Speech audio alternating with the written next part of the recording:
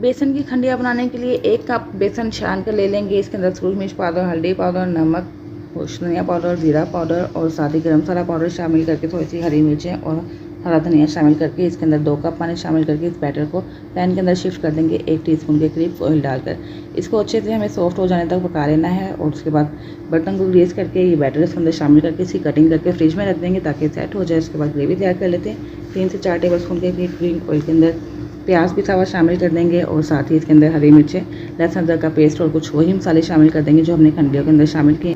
मसाला अच्छे से भूनने के बाद 1 टीस्पून बेसन शामिल कर देंगे। इसको भून लेंगे और 50 ग्राम के करीब दही को फेंट के शामिल करके भूनने के बाद इसके अंदर 2 गिलास पानी शामिल करके 5 से 6 मिनट के लिए पका लेंगे। ग्रेवी के अंदर कसूरी मेथी, हरा धनिया, हरी मिर्ची शामिल करके खंडिया शामिल करके 5 से 6 मिनट के लिए पका लेंगे। 2 से 3 मिनट के लिए इसको दम पे रखेंगे। मज़ेदार सी बेसन की खलियाँ तैयार हो चुकी है। वीडियो अच्छी लगे तो इसको लाइक और शेयर कीजिएगा, चैनल को सब्सक्राइब कर दीजिएगा। अल्लाह हाफिज़।